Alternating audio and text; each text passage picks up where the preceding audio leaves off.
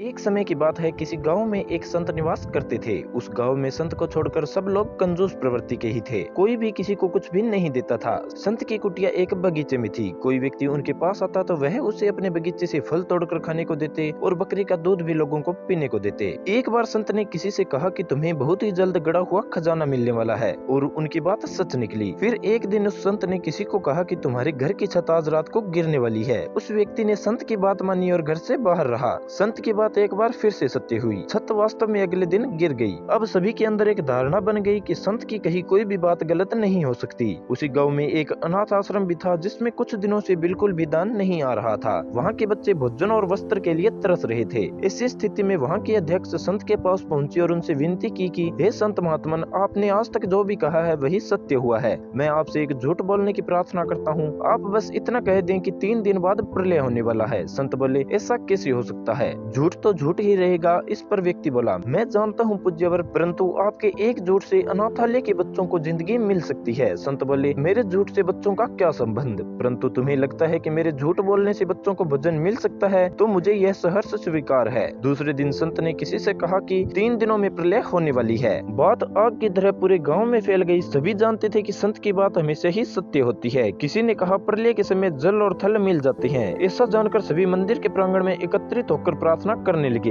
एक दिन पहले ही अनाथ आश्रम के अध्यक्ष मंदिर के पुजारी से मिलकर सारी बात बता चुका था। मंदिर के पुजारी ने घोषणा की कि सबको अगर समाप्त होना ही है तो क्यों न दान पुण्य कर मरे। यह सुनकर सभी लोग अपने घर की ओर दौड़े और जिसने जो पाया, अन्न, धन, पशु, वस्त्र, सभी कुछ दान कर दिया। अनाथ आश्रम को भी दान दिए गए। फिर तीसरा दिन आया और चला भी गया। कोई प्रलय जैसी चीज नहीं घटी, परंतु दान पुण्य से ग्रामवासियों को अद्भुत आनंद मिला, जिसका स्वाद उन्होंने पूरे जीवन में भी नहीं चखा था। उस दिन के बाद वहाँ के लोगों में परिवर्तन आ गया और लोगों ने अपनी कृपणता छोड़ दी, क्योंकि दूसरों के हित में छुपे स्वाद को वे चख चुके थे। इस कहानी से हमें यही सीख मिलती है कि अच्छे उद्देश्य से बोला गया झूठ भी कल्याणकारी होता है।